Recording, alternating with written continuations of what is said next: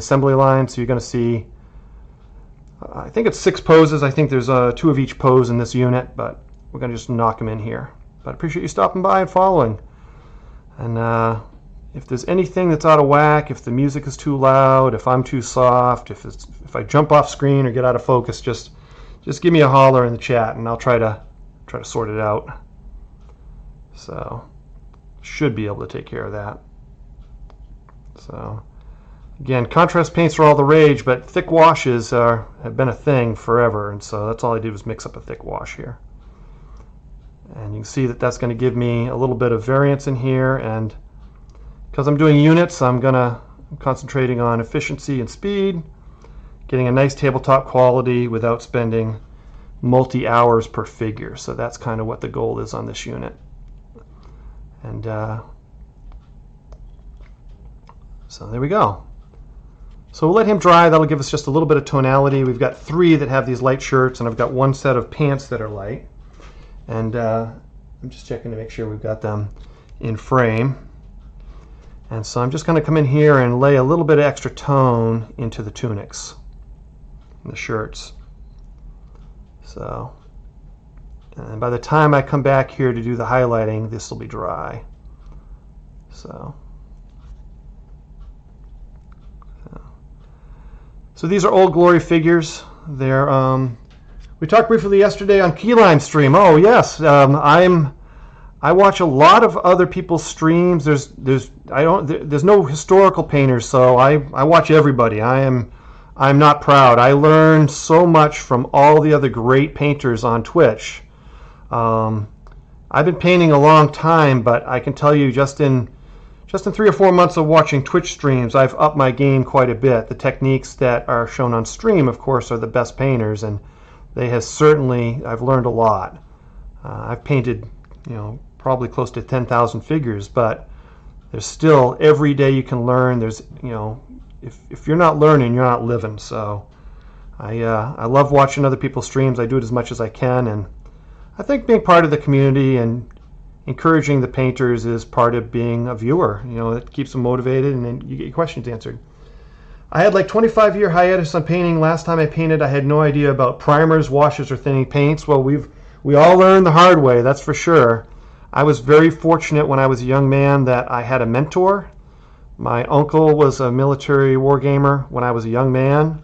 He let me play some games, and he taught me how to paint, and he still teaches me how to paint. Every time I see something he's done, I learn about color selection, and he's got a natural talent for color wheel type of stuff without pulling a color wheel out. He just seems to inherently know it, and I like watching other people's streams. I like painting with friends if I can get friends to come in. And so my thought with the stream was, I'm not the best streamer in the world, but I can certainly learn by doing it on stream and talking out my process with people. And I try a little bit harder when people are washing, and I learn. So, and getting to a schedule gets me down to the painting table more. We've got here. Hey AJ. Abigail, hope you are well. Good to see you, sir. I am well. I'm super excited because we have we finally have emotes. So we have our salutes, and I have made it, I think, pretty easy for you guys to use the salute just with your stream points, the viewing points you get for just being in stream. I've set the target on that very low, so you guys should be able to pop that emote around and have fun with it without having to sub. So that's my goal. Is I mostly did this and got the affiliate so I could have the emote, and if you guys get to use it too, that's great. So have fun with that. I know I am. I've been tossing emotes, salutes around to everybody. So yeah, I figured for someone who likes the Revolutionary War, a three-cornered hat, soldier saluting was a great first emote. It kind of says a little bit about what I like to do. I like the military history. And I've got 2 more emotes that are waiting for approval. My mid-tier sub, which I don't expect anyone to use other than unlocking, but my mid-tier sub emote is a grenadier with a big bearskin cap. And then my top tier emote, which again you can unlock with the just viewer points, is Napoleon. So I got an icon of Napoleon, and so you can put Napoleon in the chat. So that's where I'm going with that. Is all military themed, head and shoulder military themed things. So everybody can recognize Napoleon, I thought. So who knows? Maybe someone might have fun putting a salute in someone else's chat as a sign of respect. I know there's some other salutes out there. So that was my thought. So a little bit of utility for myself. I pop into someone's stream now, and instead of saying hello, I say reporting for duty. Gonna lurk for a while, Ugly. The missus needs to do some supper. Well, thank you for stopping by. I really appreciate it. And lurk away, McDuff. Lurk away. Happy cooking indeed. Get your food on. I had a late lunch, and I jumped right down to the stream. I was hoping to catch, some of the European people as they before they go off. I know a lot of people that like historical minis are from England and Europe and France.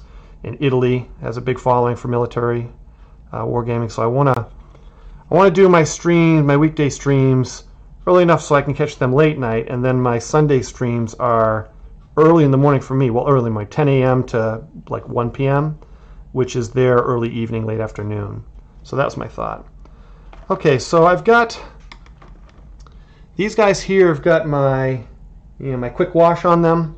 I'm going to move along and do the opposite on the two dark ones. I've got a couple dark ones here, and I'm going to actually come in here with some quick highlights before I move on to another base color. So I'm going to grab a slightly smaller brush and something that's manageable, and there we go, slightly smaller brush. And I'm going to come in here, and I've already got a highlight color because I worked on my palette. I've got a triad here, so I'm going to take the color that I painted them with and this highlight color and kind of mix them together until I get something that I think is acceptable. These are part of a triad here, so I'm going to start with the lighter of these two. And okay, that's already been washed. It's just these two that I have to do. Oh, I take it back. I've got one more figure to wash. This guy's pants have to have that glaze on it while the glaze is not dead. So let me do that. Oh, that glaze I think is dead. I'm going to try to get away with it. I think it might have just enough to get by. Yeah, just enough. These guys are going to be a little lighter, not quite enough. I'm going to just add a little water to the paint and refresh that up a little bit. Give me just a touch. That's going to make a mess. We will say good enough. There we go. That's better. And again, I'm just trying to give these guys a little tonality. So that's just one pair of pants. So back to what I was doing, and that's the fine details on the two darker greens. So trying out some dead flesh tonight. Since I came back to the hobby after a 17-year break, I only have painted armored dudes in Age of Sigmar. Really new experience and fun. That is one of the things that makes me jealous about the fantasy people, is if you get tired of something, you can go in a completely opposite direction. I have the ability to try out a different historical period. But it's not quite the same, right? Sometimes I still have the same kind of rules. So this guy's got a nice high spot here, and this is not quite light enough. So I'm going to go one shade lighter, and I want to get that highlight to actually show up. I don't want to do this work without it showing up. So there we go. So that's good. Just a nice subtle highlight. There's some streaks in here this way. And there's not a lot here. I'll do this cuff and his elbow and the shoulder right here. And again, these are just subtle highlights. I'm not going crazy here. I'm just not good enough to get too crazy with it. So by keeping it subtle, I can be a little less precise. So, and it won't be too bad. There we go. So just quick. I'm not too worried about getting too crazy. Grab a little bit more, and there we go. And again, there's just the natural folds in here. I'm going to try to highlight as best I can. And his collar here, and shoulder. There's some great folds here that I can do. And I'm not really, I'm using an edge highlighting type of stroke, but it's just because I want to hit the raised detail. I'm not trying to do edges here. I am trying to just hit the high spots. So, and the shoulder, and the wrist, and the back of the neck. Okay. I'm going to put some real intentional in here on this, what the heck, on my brush, on this shoulder right here. There we go. Yeah, I'm kind of hoping that by doing a little bit more tabletop quality that people won't be too intimidated to come in here and ask questions and, you know, paint along. And sometimes I watch the pros and I get blown away. I get a little scared and I go like, I can't try that. So, okay, so those are all the greens. I'm going to go greens and browns mostly. I'm going to mix in a little odds and ends. So what I think I'd like to do now is I would like to go with something that's earthy tanny brown, and I'm going to do one or two that way. And I like this, where is it here? I want to find it here. This ochre orange from Model Color. Believe it or not, it's another World War II color, but that's a nice earthy ochre, and I really prefer it.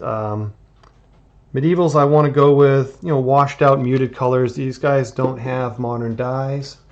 And so we're going to start with the next batch of base coating. And again, I'm going to start light and work my way dark across the palette.